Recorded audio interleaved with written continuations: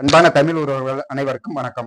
இன்னைக்கு நம்ம எதை பத்தி பார்க்க போறோம்னா, பிப்ரவரி 4 அப்படின்னா எல்லாருக்கும் முக்கியமான தினம். ஏதோ ஒரு சாதாரண நாள் மாதிரியா தான் தெரியும். ஆனா அது ஒரு சாதாரண நாள் இல்ல. உலகையே அச்சுறுத்தக்கூடிய ஒரு கொடிய நோய், புற்றுநோய், கேன்சர். புற்றுநோய்க்கான விழிப்புணர்வு தினம் பிப்ரவரி 4ஆம் தேதி. 2000வது வருடம் உலக புற்றுநோய் விழிப்புணர்வு தினம் அனுசரிக்கப்பட்டு வருகிறது. இப்போ புற்றுநோய்னா கேன்சர்னா என்னன்னு பார்ப்போம். கேன்சர்ங்கிறது ஒரு வியாதி இல்லை. கேன்சர்ங்கிறது ஒரு டிஸார்டர். அது எப்படின்னா, நம்மளோட உடல் செல்கள், ஒவ்வொரு உடல் உறுப்புல ஒவ்வொரு செல்களும் 1, 2 ஒரு செல் 2 செல்லா மாறும். 2 செல் 3 செல்லா மாறும். இதுதான் மனுஷனோட உடல்ல நடக்கக்கூடிய ஒரு வேதியியல் மாற்றம். இது எப்படின்னா, இந்த கேன்சர்ங்கிறது அப்படி இல்ல. அப்ப ஒரு செல் 2 செல்லா மாறும்போது திரும்ப புது செல்கள் உருவாகும் போது பழைய செல்கள் இறந்து போய் அது அழுக்காகவும் கழிவுகளாகவும் மனிதனோட துளைகள் மூலம் வெளியில வந்துகிட்டு இருக்கு. இப்போ கேன்சர் செல் எப்படி உருவாகுதுன்னா, ஒரு செல் 2ஆ மாறணும், 2 4ஆ மாறணும், 4 8ஆ மாறணும். இது ஆர்டர், வரிசை முறை. இந்த வரிசை முறையில ஏற்படக்கூடிய மாற்றம் தான் ஒரு கட்டியா உருவாகுது. அதாவது ஒரு செல் 10ஆ மாறும், 10 20ஆ மாறும். Disorder. Cancer is a disorder, not a disease. டிசீஸ்ங்கிறதுக்கும் டிஸ்ஆர்டருங்கிறதுக்கும் மிகப்பெரிய வித்தியாசம் இருக்கு. என்னன்னா, டிசீஸ்ங்கிறது ஏதோ ஒரு foreign particle like virus, bacteria, fungus இது மூலியமா வரக்கூடியது தான் மனுஷனுக்கு வரக்கூடியது டிசீஸ். டிஸ்ஆர்டருங்கிறது எப்படின்னா, மனுஷனோட உடம்புல குறிப்பிட்ட அளவு இருக்கக்கூடிய நாளமில்லா சுரப்பிகள் அளவுக்கு மீறி சுரக்கிறதாலையும், மனிதனுடைய உடலில் உள்ள செல்கள் அளவுக்கு மீறி பிளவுபடுவதாலையும், அதாவது 1 2ஆ தான் பிரியணும். 1 10ஆ பிரிஞ்சா அதுக்கு பேரு disorder. Cancer is a disorder, not a disease. இப்போ இது எப்படி வருதுன்னு எப்படி இருக்கும்னு பார்த்தா, சாதாரண ஒரு மனுஷனுக்கு கிட்டத்தட்ட 200க்கு மேற்பட்ட வகைகள் கேன்சர் வரலாம், புற்றுநோய் வரலாம். அதாவது அது அந்த புற்றுநோய் கேன்சர் செல் இருக்கக்கூடிய இடம் எந்த இடத்துல இருக்கோ அதை பொறுத்து அந்ததோட பேரு மாறுபடுது. அந்த அந்த வகையில கிட்டத்தட்ட 200க்கு மேற்பட்ட வகைகள் இருக்கு கேன்சர். இப்போ இதுல பொதுவா உள்ளது என்னன்னு பார்ப்போம்.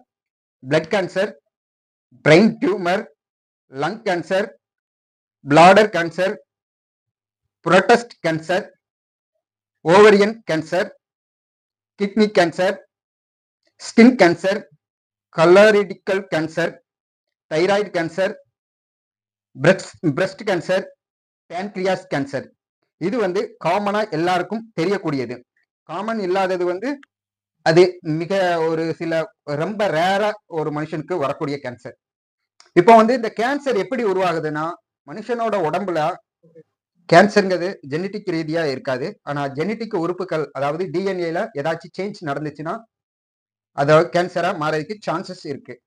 இப்போ பாத்துக்கிட்டீங்கன்னு வச்சுக்கோங்களேன், இந்த கேன்சர் எப்படி வருதுன்னா, ஆன்கோஜெனிக் வைரஸ், அது ஒரு வைரஸ் மூலியமா வரும். இல்லைன்னு நினைச்சுக்கோங்களேன், நம்மளோட உடல் உறுப்புகளுக்கு நமக்கு மட்டும் ஆக்சிஜன் தேவைப்படாது, நம்ம சுவாசிக்க மட்டும். நம்மளோட உடம்புல இருக்கக்கூடிய தலை முதல் கால் வர இருக்கக்கூடிய ஒவ்வொரு செல்லுகளுக்கும் ஆக்சிஜன் தேவைப்படும். இப்போ சப்போஸ் நம்மளோட அந்த ஆக்சிஜன் நம்மளோட ரத்தத்துல இருந்து ஒவ்வொரு செல்களுக்கும் போது, அப்படி போயிட்டு இருக்கக்கூடிய ஆக்சிஜன் ஏதோ ஒரு இடத்துல தடைப்பட்டுச்சுன்னா அங்க ஒரு டியூமரா ஃபார்ம் ஆகுது. அது அந்த டியூமர் ஒரு கட்டியா மாறுது. அந்த கட்டி கேன்சரா மாறுது. இது ஒரு டைப். இது மட்டுமா ஒரு காரணமானா இல்ல.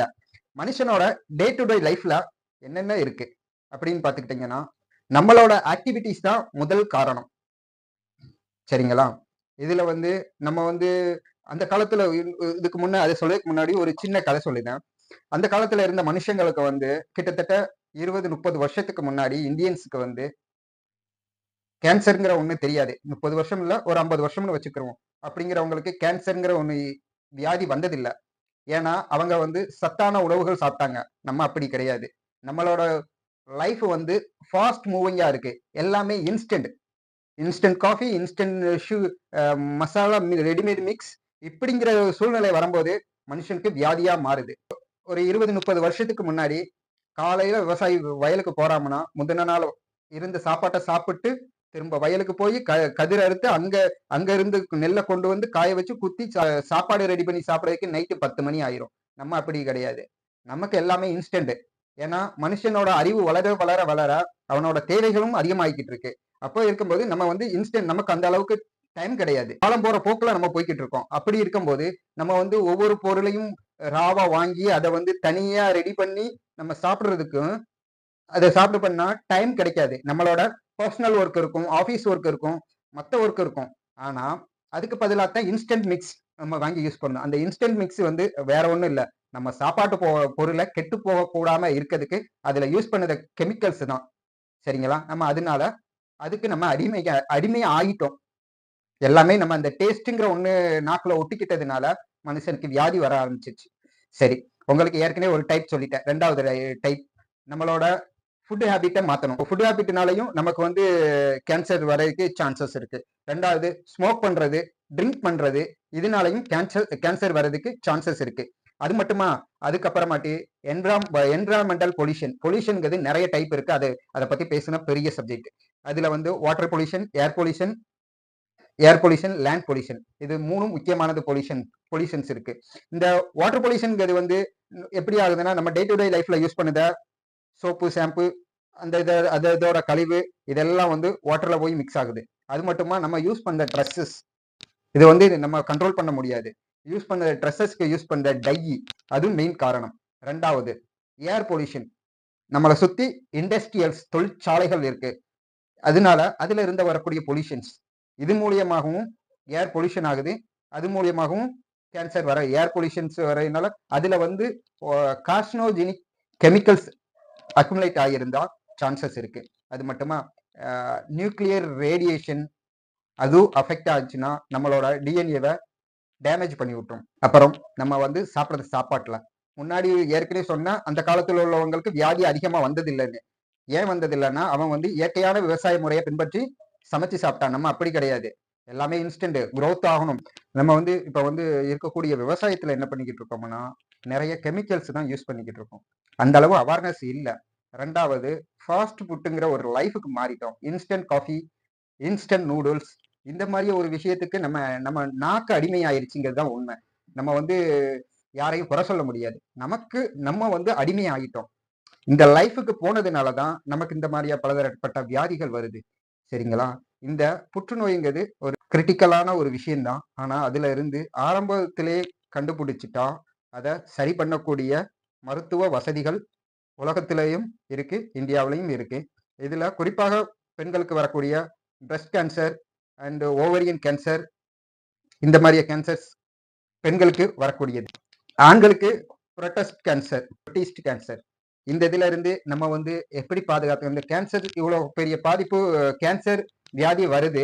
இதுல இருந்து நம்ம வந்து முதலே அது வராத அளவுக்கு நம்மளோட வந்து ஒரு சில ஆக்டிவிட்டிகள், டே டு டே லைஃப்ல நம்மளோட ஆக்டிவிட்டியை மாத்தி அமைச்சுக்கிட்டா நம்மளோட பழக்க வழக்கங்கள் மாத்திக்கிடலாம். அதனால அந்த பழக்க வழக்கத்தை இப்பையில இருந்து மாத்தி அமைச்சுக்கிட்டா நம்ம இந்த கேன்சர்ல இருந்து விடுதலை.